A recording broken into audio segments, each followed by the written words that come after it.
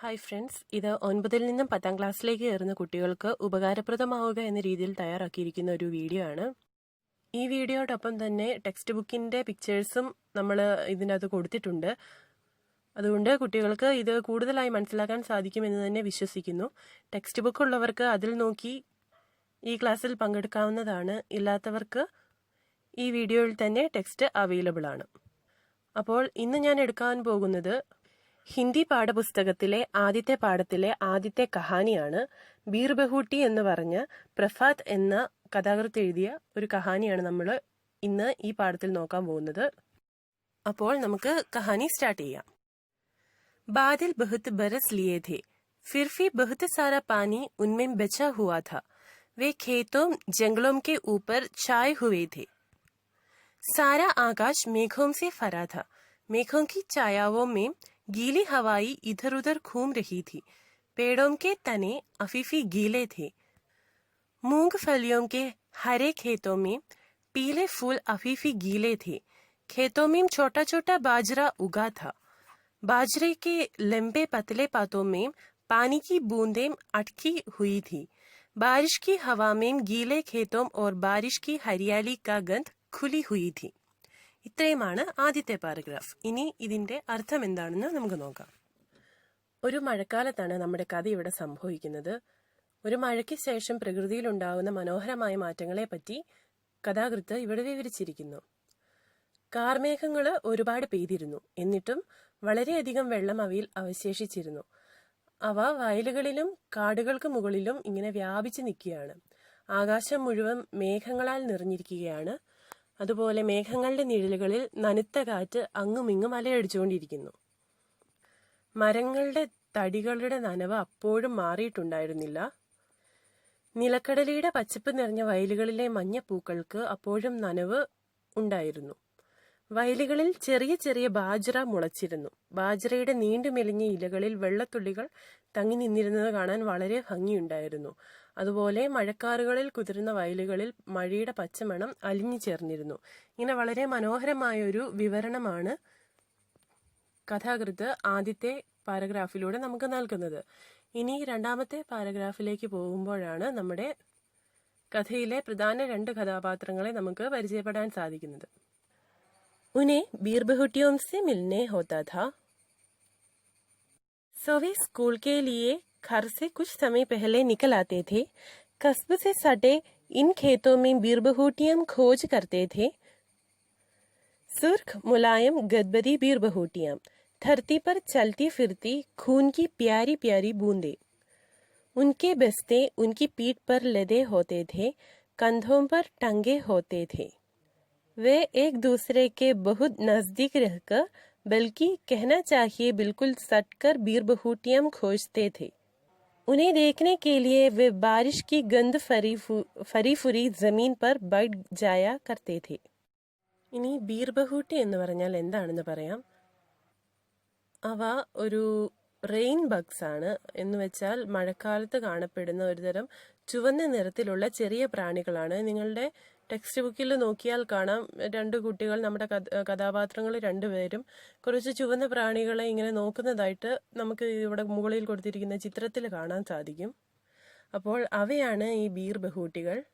അപ്പോൾ ഈ രണ്ട് കുട്ടികൾക്കും ഈ ബീർ ബഹൂട്ടിയെ കാണാൻ വേണ്ടിയിട്ട് ഭയങ്കര ആഗ്രഹമാണ്. അപ്പോൾ അവർ രണ്ടുപേരും സ്കൂളിലേക്ക് പോകുന്നതിന് മുമ്പേ ഇവയെ കാണാൻ വേണ്ടി കുറച്ച് നേരത്തെ വീട്ടിൽ നിന്നും ഇറങ്ങുമായിരുന്നു. അപ്പം നമ്മുടെ കഥാപാത്രങ്ങളുടെ പേര് പറഞ്ഞില്ല. ഇവരുടെ രണ്ടുപേരുടെയും പേര്, ഒരാൾ പെൺകുട്ടി ഒരാൾ ആൺകുട്ടിയാണ്. പെൺകുട്ടിയുടെ പേര് ബേല എന്നും ആൺകുട്ടിയുടെ പേര് സാഹിൽ എന്നുമാണ്. അവര് വീട്ടിൽ നിന്നും ഇറങ്ങി അവരുടെ ടൗണിനോടടുത്തുള്ള വയലുകളിൽ ഈ ബീർ ബഹൂട്ടിയെ തെരഞ്ഞു നടക്കുമായിരുന്നു. ചുവന്ന മാർദ്ദവുമുള്ള മിനുത്ത ശരീരമാണ് ഈ പ്രാണികൾക്കുള്ളത്. അപ്പോൾ അവയെ കണ്ടു കഴിഞ്ഞാൽ നിലത്തൂടി ചുറ്റി നടക്കുന്ന രക്തത്തിന്റെ തുള്ളികൾ പോലെ തോന്നുമായിരുന്നു. ഈ കുട്ടികൾ ഇവരുടെ സ്കൂൾ ബാഗൊക്കെ പുറത്ത് ചുമന്നുകൊണ്ട് അവർ ഒരുമിച്ച് അടുത്തിരുന്ന് ബീർ ബഹൂട്ടിയായെ തിരയും. ഈ പ്രാണികളെ കാണുവാൻ വേണ്ടിയിട്ട് അവര് മഴയുടെ മണമുള്ള നല്ല തവിട്ട് നിറമുള്ള മണ്ണിൽ ഇരിക്കാറുണ്ടായിരുന്നു. ബേല, ദേഖോ ഇസ് ബീർ ബഹൂട്ടി കാ രംഗ് തുമാരെ റിബൺ കെ ജैसे लाल है, साहिल ने कहा. സാഹിൽ അപ്പം ബേലേനെ നോക്കി പറയുവാണ്, നോക്കൂ, ഈ ബീർബഹൂട്ടിയുടെ നിറം നിന്റെ റിബണിന്റെ അതേ കളറാണെന്ന് സാഹിൽ ബേലയോട് പറയും. തുമ്നെ കുച്ച് സുന ബേല എന്ന് സാഹിൽ ബേലയോട് ചോദിക്കുമ്പം ബേല പറയുന്നു, ഹാ സുന, പെഹലി ഖണ്ഡി ലഗാ ഗയി ഹേ. അന്നേരം ബേല പറയും, ആ ശരിയാ, ഞാൻ കേട്ടു, സ്കൂളിലെ ആദ്യത്തെ ബെല്ല് അടിച്ചു. ലേക്കിൻ മുझे പെൻ में സ്യാഹി भी ഫർവാനി ഹേ ദുകാൻ സെ. അപ്പോൾ സാഹിൽ പറയും, എനിക്ക് പേനയ്ക്കകത്ത് മഷി നിറയ്ക്കാനുണ്ട്, അതുകൊണ്ട് നമുക്ക് കടയിൽ പോകണമെന്ന് സാഹിൽ പറയുന്നു. 1981 का साल, राजस्थान में जयपुर के नजदीक सवारी गाड़ियों और मालगाड़ियों से सदा फरा फुलेरा जंक्शन. कस्बे की लगभग सुनी तंग गलियों में खामोश खड़े बिजली के खंभों के बीच खिंची तारों की कतारें. इन गलियों में जहां तहां दिखाई पड़ते मीठी खंडियां बजाते फेरी वाले. एक अंधेरी सी गली में 6-7 गंदों की खुरों की टापों की आवाजें. उनके पीछे चलते एक बदन उखाड़े कुमार. इसी दृश्य के बीच से गुजरते हुए 2 स्कूली बच्चे, बेला और साहिल. उन दिनों पेन में 5 पैसे में नीली स्याही फरी जाती थी. स्टेशनरी का दुकान वाले ड्रॉपर से पेन में स्याही फरते थे. അപ്പോൾ ഈ കഥ നടക്കുന്നത് 1981. അപ്പോൾ രാജസ്ഥാനിലെ ജയ്പൂരിനടുത്ത് യാത്രാവാഹനങ്ങളാലും അതുപോലെ ചരക്ക് വണ്ടികളാലും നിറഞ്ഞ ഫുലേര കവലയിലൂടെയാണ് ആ കുട്ടികൾ നടന്നു നീങ്ങുന്നത്. ആ ടൗണിനെ കുറിച്ചൊരു ഡിസ്ക്രിപ്ഷനാണ് ഓഥർ കൊടുക്കുന്നത്. ടൗണിൽ മിക്കവാറും ശൂന്യമായി ഉള്ള ഇടുങ്ങിയ തെരുവുകളാണുള്ളത്.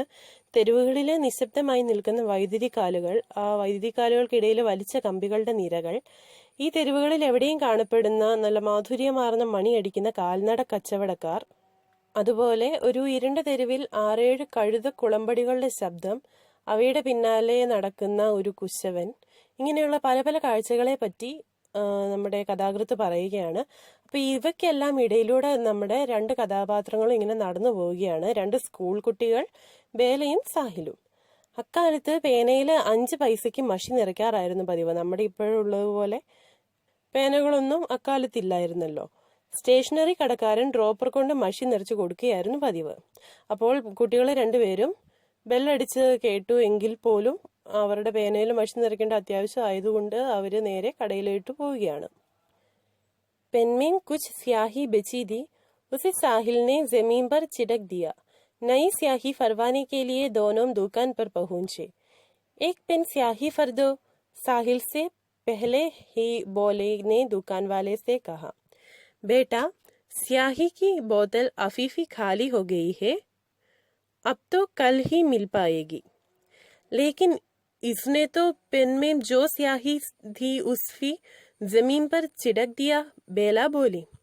बादल को देखकर खड़े को नहीं ठूलना चाहिए, दुकान वाले फैया ने कहा और पूछा, कौन सी में पढ़ते हो? 5वीं में, साहिल ने ऐसे बुरे मन से बताया जैसे 5वीं में पढ़ने पाप है. दोनों? दुकान वाला फैया ने कहा. हाँ, दोनों, और हम दोनों का सेक्शन फी एक ही ए. बेला ने ऐसे खुश होकर बताया जैसे यह कोई बहुत बड़ी बात है. അപ്പോൾ സാഹിലിന്റെ പേനയിൽ അല്പം മഷി ബാക്കിയുണ്ടായിരുന്നത് അത് സാഹിൽ നിലത്ത് തൂവിക്കളഞ്ഞു. പുതിയ മഷി നിറപ്പിക്കാനായിട്ട് 2 പേരൂടി കടയിൽ ചെന്നു. ഒരു പേന മഷി നിറച്ച് തരൂന്ന് സാഹില് കച്ചവടക്കാരനോട് പറഞ്ഞു. അപ്പൊ പുള്ളി തിരിച്ചു പറയാണ്, മോനെ, മഷിക്കുപ്പി ഇതാ ഇപ്പോൾ കാലിയായതേ ഉള്ളൂ, ഇനി നാളെ കിട്ടാൻ തരമുള്ളൂ എന്ന് പറഞ്ഞു. അന്നേരം ബേല നേരെ പറയാണ്, പക്ഷേ ഇവൻ പേനയിലുണ്ടായിരുന്ന മഷിയെല്ലാം കൂടി നിലത്ത് തൂവിക്കളഞ്ഞെന്ന് ബേല പറഞ്ഞു.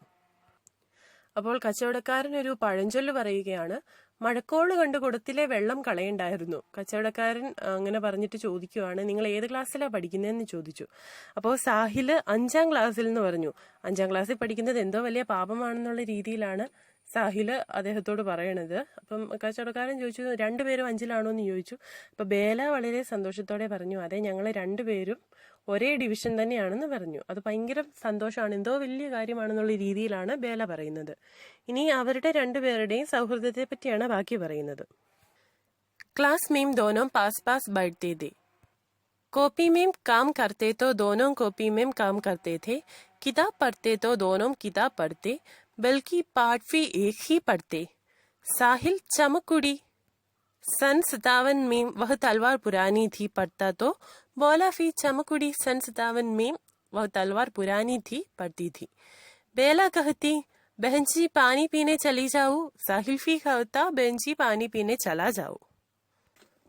അപ്പോൾ അവർ രണ്ടുപേരും ക്ലാസ്സിൽ അടുത്തടുത്താണ് ഇരിക്കാറുണ്ടായിരുന്നത്. ഇപ്പൊ നോട്ട് ബുക്കിൽ എന്തെങ്കിലും എഴുതാൻ പറഞ്ഞാൽ രണ്ടുപേരും നോട്ട് ബുക്കിൽ എഴുതും. പുസ്തകം വായിക്കുകയാണേലും അതേപോലെ തന്നെ രണ്ടുപേരും ഒരുമിച്ച് വായിക്കും. മാത്രമല്ല ഒരേ പാഠം തന്നെ വായിക്കും.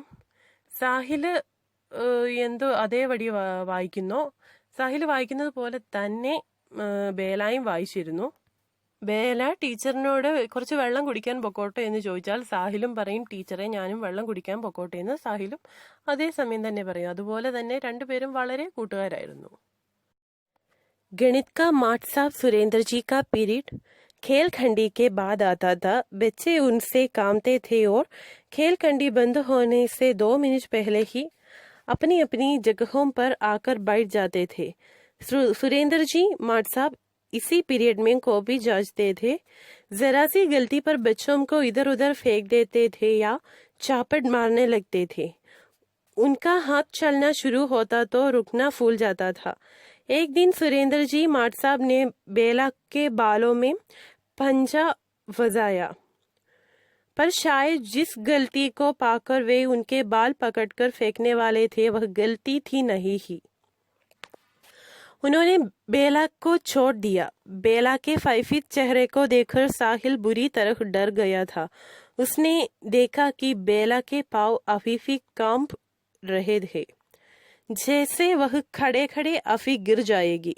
सुरेंद्र जी माट साहब ने कॉपी को उसके बैठने की जगह पर फेंकते हुए कहा बैठ अपनी जगह पर. बेला का मन बहुत खराब हो गया. माट साहब चाहे मुझसे पीट लेते मगर साहिल के सामने नहीं. वह साहिल के सामने खुद को शर्मिंदा महसूस कर रही थी, क्योंकि वह जानती थी कि वह सहेली की नजर में बहुत अच्छी थी. जब वह उसके पास आकर बैठी उसे नजर नहीं मिली पाई. അവരുടെ സ്കൂളില് കണക്ക് പഠിപ്പിച്ചുകൊണ്ടിരുന്നത് ഒരു സുരേന്ദ്രൻ മാഷായിരുന്നു. അപ്പോൾ അദ്ദേഹത്തിന്റെ പീരീഡ് PT പീരീഡിന് ശേഷമായിരുന്നു. കുട്ടികൾക്ക് അദ്ദേഹത്തെ ഭയങ്കര പേടിയായിരുന്നു. അപ്പോൾ കളിയുടെ സമയം തീരുന്നതിന് 2 മിനിറ്റ് മുമ്പ് തന്നെ അവരവരുടെ സീറ്റുകളിൽ വന്നിരിക്കുമായിരുന്നു. ഈ സമയത്താണ് സുരേന്ദ്ര സാറ് നോട്ട് ബുക്ക് പരിശോധിക്കുന്നത്. അപ്പൊ ചെറിയൊരു തെറ്റിന് പോലും കുട്ടികളെ അങ്ങിങ്ങ് തള്ളിയിടും, അല്ലെങ്കിൽ അടിക്കുകയൊക്കെ ചെയ്യുമായിരുന്നു. അയാളുടെ കൈ ചലിക്കാൻ തുടങ്ങിയാൽ അത് നിൽക്കാൻ മറക്കുമായിരുന്നു എന്നാണ് കഥാകൃത്ത് പറയണത്. ഒരു ദിവസം ഈ മാഷ് ബേലയുടെ മുടിയിൽ പിടിച്ചു. പക്ഷെ അതെന്ത് തെറ്റ് കണ്ടിട്ടാണോ അദ്ദേഹം ബേലയുടെ മുടിയിൽ പിടിച്ചത്, പക്ഷെ അതൊരു തെറ്റല്ലായിരുന്നു എന്നാണ് പറയുന്നത്. അദ്ദേഹം ബേലേനെ വിട്ടു. അപ്പൊ ബേല ഭയങ്കരമായിട്ട് പേടിച്ചരണ്ടു പോയി. ആ മുഖം കണ്ട് സാഹിലും വല്ലാണ്ട് പേടിക്കുന്നുണ്ട്. സാറ് വഴക്ക് പറഞ്ഞ് വിട്ടു കഴിഞ്ഞിട്ടും ബേലയുടെ കാലുകൾ ഇപ്പോഴും വിറച്ചുകൊണ്ടിരിക്കുന്നത് അവൻ കണ്ടു. അവളെ നിന്ന നിപ്പിൽ തന്നെ വീണു പോകുമെന്ന് സാഹിലിന് തോന്നി. അപ്പൊ സുരേന്ദ്ര മാഷ് അവളുടെ നോട്ട് ബുക്ക് അവൾ ഇരിക്കുന്നിടത്തേക്ക് വലിച്ചെറിഞ്ഞുകൊണ്ട് പറഞ്ഞു സീറ്റിൽ പോയിരിക്കാൻ പറഞ്ഞു. അപ്പം ബേലയ്ക്ക് അത് ഭയങ്കര സങ്കടമായി. ബേല ഇങ്ങനെ വിചാരിക്കുന്നു, മാഷിന് വേണമെങ്കിൽ എന്നെ അടിക്കാമായിരുന്നു, പക്ഷേ സാഹിലിന്റെ മുമ്പിൽ വെച്ച് വേണ്ടായിരുന്നു. അവൾക്ക് സാഹിലിന്റെ മുന്നിൽ വെച്ച് അങ്ങനെ ചെയ്തുകൊണ്ട് അവൾക്ക് തന്നെത്താൻ ഒരു നാണക്കേട് തോന്നുവാണ്. കാരണം അവള് സാഹിലിന്റെ ദൃഷ്ടിയിൽ അവൾ വളരെ നല്ലവളാണെന്ന് അവൾക്കറിയായിരുന്നു, നല്ലൊരു കൂട്ടുകാരി തന്നെയാണ്. പക്ഷെ അവൾക്ക് ഇങ്ങനെ അവന്റെ മുമ്പിൽ വെച്ച് നാണം കേട്ടപ്പോൾ അവനെ ഫേസ് ചെയ്യാൻ ഭയങ്കര ബുദ്ധിമുട്ടാവുന്നു. അവന്റെ അടുത്ത് വന്നിരുന്നപ്പോൾ അവന്റെ മുഖത്തേക്ക് അവൾ നോക്കുന്ന പോലും ചെയ്തില്ല. दीपावली की छुट्टियों के बाद जब स्कूल खुला तो बेला की सिर पर सफेद पट्टी बांधी थी. कोई उसे होई है होई सफेद पट्टी कह रहा था तो कोई सुल्ताना टाकू तो कोई कुछ और कहकर चिढ़ा रहा था. ये क्या हो गया बेला? साहिल ने परेशान होते हुए पूछा. छत से गिर गई, बेला ने हंसते हुए कहा और कहा बहुत दिन हो गए. आज खेलखंडी में गांधी चौक में लंगड़ी टांग खेलेंगे. नहीं खेलेंगे, तेरे सिर में फिर से लगा जाएगी तो. नहीं लगेगी, बेला ने जिद की. और वे हमेशा की तरह सारे बच्चों के साथ गांधी चौक की बालू में पूरी खेल खंडी लंगड़ी ठांग खेले। इन बच्चों को अपने चारों ओर खेलते देखकर गांधी जी की मूर्ति ऐसी दिखाई पड़ती जैसे और समय से कुछ अधिक मुस्कुरा नहीं रही हो। ദീപാവലി അവധിക്ക് ശേഷം സ്കൂൾ തുറന്നപ്പോൾ ബേലയുടെ തലയിൽ ഒരു വെളുത്ത ബാൻഡേജ് കെട്ടിയിരുന്നു. അപ്പോൾ അത് കണ്ട് കൂട്ടുകാർ അവളെ ഇരട്ടപ്പേരൊക്കെ വിളിച്ച് കളിയാക്കിയിരുന്നു. ചിലർ കൊള്ളക്കാരിയുടെ രാജ്ഞി എന്നൊക്കെ പറഞ്ഞ് വേറെ എന്തൊക്കെയോ പറഞ്ഞ് അവളെ ദേഷ്യം പിടിപ്പിക്കാൻ നോക്കി. അപ്പോൾ ഇത് കണ്ടിട്ട് സാഹിൽ പെട്ടെന്ന് പരിഭ്രമിച്ചിട്ട് ചോദിക്കുകയാണ്, ഇതെന്താ പറ്റിയ ബേലാന്ന് ചോദിച്ചു. അപ്പൊ ബേല ചിരിച്ചുകൊണ്ട് മറുപടി പറയുകയാണ്, ഞാൻ മേൽക്കൂരയിൽ നിന്ന് ഒന്ന് വീണതാണെന്ന് പറഞ്ഞു. അപ്പം ബേല പറയുകയാണ്, കുറെ നാളായില്ലേ, നമുക്കിന്ന് ഗാന്ധി സ്ക്വയറിലെ കളിയുടെ പീരീഡ് നമുക്ക് ലങ്കടി ഠാങ്കെ ഖേലേങ്കെ എന്ന് പറയുന്നുണ്ട്. അതായത് ഞൊണ്ടിക്കളി കളിക്കാം എന്ന് പറയുന്നുണ്ട്. അപ്പൊ സാഹിൽ പറയും, കളിക്കണ്ട, നിന്റെ തലയിൽ ഇനിയും വല്ലതും പറ്റിയാലോ, ഒന്നാമതേ വയ്യാണ്ടിരിക്കുക, അപ്പൊ കളിക്കണ്ടെന്ന് പറയും. അപ്പം പറ്റത്തില്ല എന്ന് പറഞ്ഞ് ബേലവാശി പിടിച്ചു.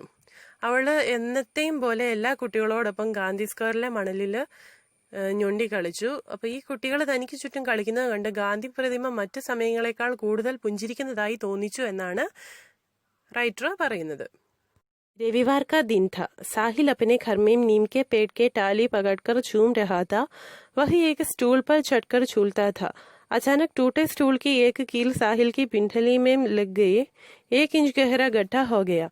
उसे सरकारी अस्पताल में पट्टी बंधवाने के लिए ले जाया गया.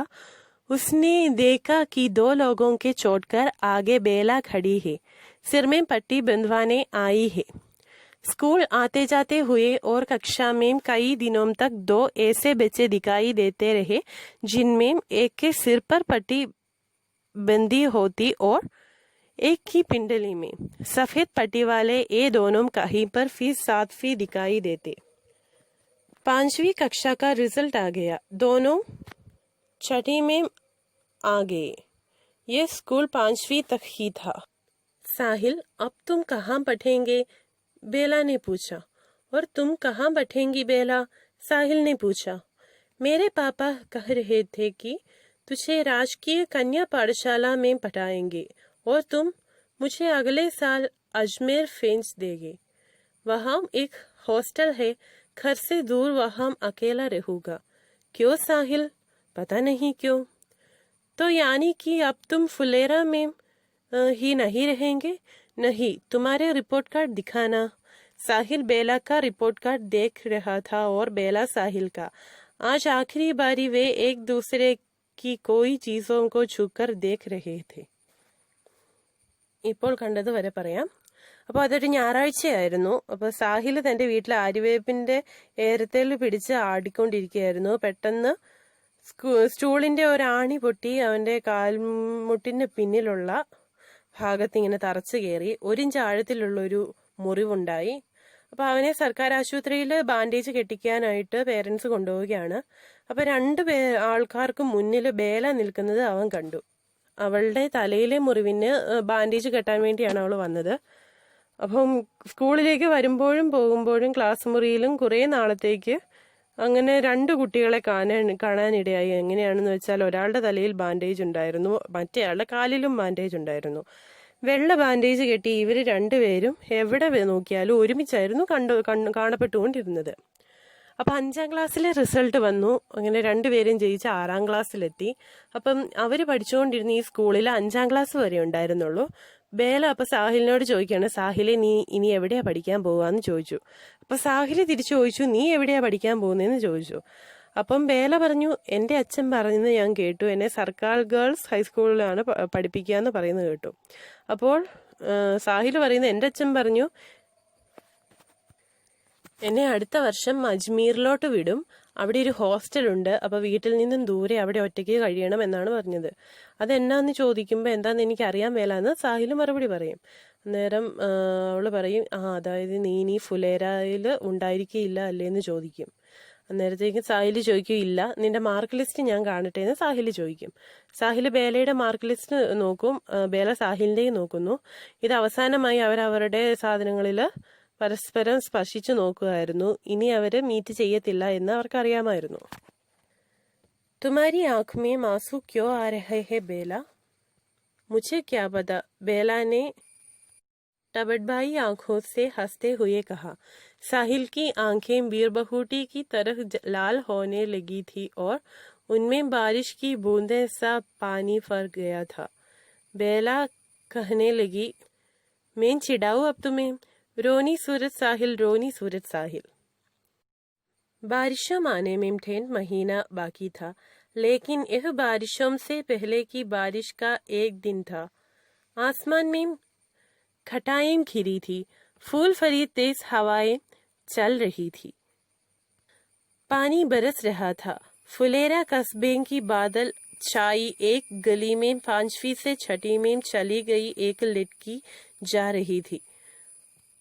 उसके फूरे बाल बीरबहुटियों के रंग के लाल रिबन से बंधे थे।